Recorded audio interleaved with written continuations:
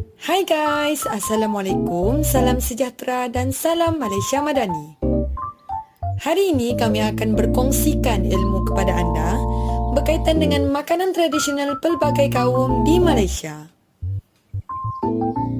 Berikut merupakan ahli kumpulan 7. Yang pertama ialah Mastura binti Isa, Siti Salmah binti Saleh, Rabitah binti Abu Sama, Aziati binti Jaki dan akhir sekali Lavania anak perempuan Subramaniam. Seterusnya, Malaysia merupakan sebuah negara yang sangat kaya dengan pelbagai kaum adat dan budaya. Makanan tradisional sangat popular dalam kalangan masyarakat kita di Malaysia yang kaya dengan pelbagai adat dan budaya yang melambangkan rakyat-rakyatnya yang berbilang kaum. Makanan-makanan tersebut pada asalnya berasal dari pelbagai negeri, suku kaum, tetapi kini ia disediakan sebagai hidangan biasa umum di Malaysia. Masyarakat Melayu pada zaman dahulu sering menggunakan bahan masakan yang bersumberkan alam menjadi seperti tumbuh-tumbuhan, daun-daun kayu, pucuk sayuran dan sebagainya. Dapat kita sedari daripada bahan-bahan tersebut terciptalah makanan tradisional di pelbagai kaum yang kekal sehingga hari ini. Ada kalanya, makanan tradisional ini boleh didapati pada musim perayaan atau majlis tertentu sahaja. Makanan tradisional ini terbahagi kepada makanan basah dan makanan kering. Antaranya ialah nasi lemak, tosai, nyonya taufu. Kuihnya pula ialah dodol, kari bab dan bahulu. Makanan tradisional ini semakin hari semakin popular hingga ke peringkat antarabangsa.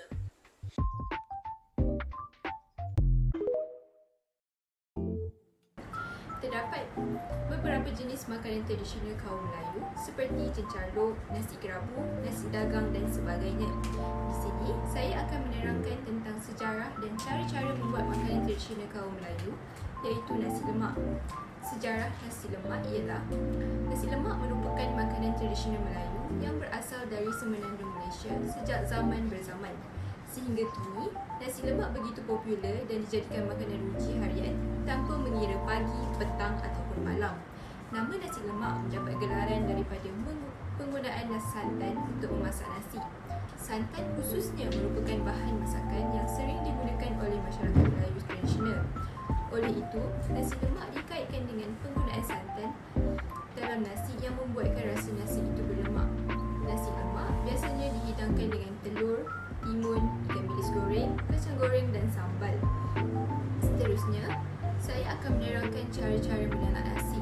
Bahan-bahannya ialah 3 biji bawang merah, 2 inci halia, 1 batang serai, 3 helai daun pandan, sedikit minyak, kayu manis, bunga lawang, 4 cawan beras, 6 cawan air, setengah sudu kecing halba dan sedikit garam. Cara caranya ialah hiris nipis bawang merah dan halia, ketuk sebatang serai, carikan daun pandan dan simpul. Panaskan sedikit minyak, tumiskan bawang merah dan kacau sekejap. Masukkan halia, daun serai dan daun pandan, kemudian kacau sehingga naik bau. Masukkan bahan rempah tumis iaitu kulit kayu manis dan bunga lawang. Masukkan beras yang telah dibasuh dan toskan.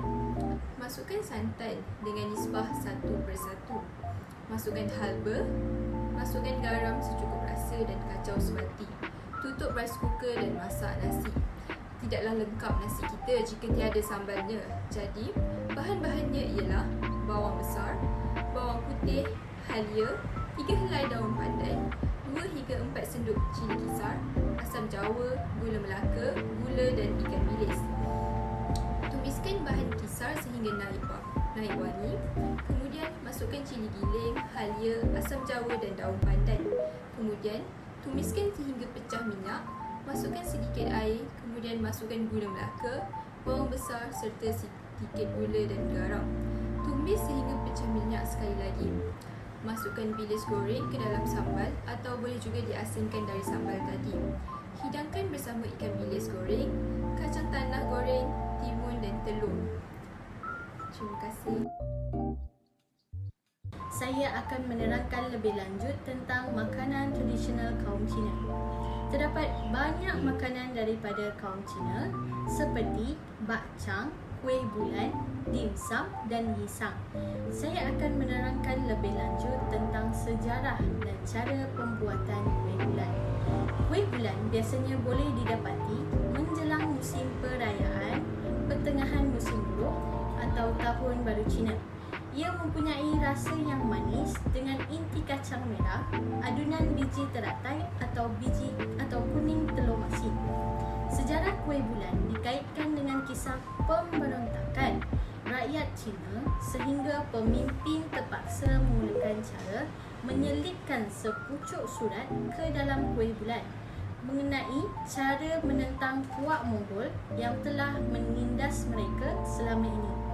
Dengan itu, kuih bulan menjadi makanan kebanggaan dan simbol perjuangan dan keadilan rakyat berbangsa Cina sehingga ke hari ini. Kini, kuih bulan bukan sahaja menu popular di kalangan peniaga orang Cina. Malah hari ini kita boleh berjumpa dengan orang Melayu, India dan Pakistan yang menjual makanan tradisional kaum Cina seperti kuih bulan. Antara bahan-bahan untuk membuat kuih bulan ini ialah tepung yang telah diayak, minyak alkali water, minyak kacang tanah, sirap kencana, inti kacang tanah, bijan putih, kuaci labu dan kuaci panggang. Seterusnya, saya akan menerangkan tentang cara pembuatan kuih bulan. Yang pertama, kacau minyak alkalin water bersama minyak kacang tanah dan sirap kencana sehingga sebati. Yang kedua, ayak tepung dan gaul rata sehingga dough tidak melekat di tangan. Tutup dough dengan tuala lembap sehingga lebih kurang 30 minit. Yang ketiga, untuk inti, gaul bersama kuaci panggang dan bahagikan inti kepada 25 bahagian sama besar dan bulat-bulatkan. Yang keempat, taburkan sedikit tepung pada kuih bulan dan masukkan ke dalam acuan, tekan-tekan sehingga padat. Yang kelima, bakar kuih. Dan yang terakhir, kuih bulan sudah siap untuk dimakan. Itu sahaja yang akan saya bincangkan tentang makanan tradisional kaum Cina. Sekian, terima kasih. Terdapat banyak makanan daripada kaum India seperti muruku, idli, ladu, adirasam dan sebagainya.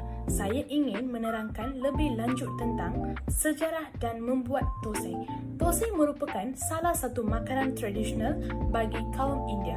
Thosai juga terdiri daripada pelbagai jenis seperti thosai telur, thosai cili, thosai bawang dan sebagainya. Thosai boleh didapati di mana-mana gerai atau kedai mamak dan juga di restoran India. Makanan tradisional ini berasal dari India. Thosai dimakan sebagai sarapan pagi atau makanan malam. Thosai amat kaya dengan karbohidrat dan protein.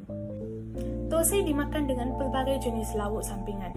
Contohnya, sambal dari buah-buahan, acar India, kari ayam atau daging kambing dan sebagainya. Di dalam thosai, ia diisi dengan kentang dan bawang yang telah digoreng sehingga rangup. Antara bahan-bahan untuk membuat thosai adalah 1 cawan kacang thosai iaitu putih, 1 sudu kecil garam, 1 cawan nasi sejuk untuk mengumpulkan thosai dan membantu proses pemerapan. Antara bahan-bahan untuk membuat thosai adalah 2 cawan beras, 1 cawan undu, 1 cawan nasi, halba sedikit dan garam secukupnya. Sekarang saya ingin memberitahu cara membuat thosai. Pertama sekali, rendam ke semua bahan di atas, kemudian blendkan ia sampai halus. Masukkan sedikit air, kira-kira 1 inci dari bahan dan perasakan dengan garam secukupnya. Perap semalaman ikut suhu bilik. Panaskan kuali yang lepir atau kuali yang tidak melekat. Sapukan minyak sekali, lalu dan tuang sesendok ke atas kuali. Ratakan menggunakan belakang sendok. Biarkan sehingga seluruh kawasan masak. Akhirnya, angkat dan hidangkan panas-panas. Saya akan menerangkan tentang makanan tradisional di Sabah. Terdapat banyak makanan tradisional di Sabah. Antaranya adalah ambuyat, burasak dan pinakasen sada. Di sini, saya akan menerangkan lebih lanjut tentang sejarah dan pembuatan ambuyat. Ambuyat juga dikenali sebagai linun. Menurut sejarah awal, rahasianya Ambuyat ialah kerana mereka ingin menggantikan makanan ruji iaitu nasi kerana kekurangan penghasilan beras pada zaman dahulu.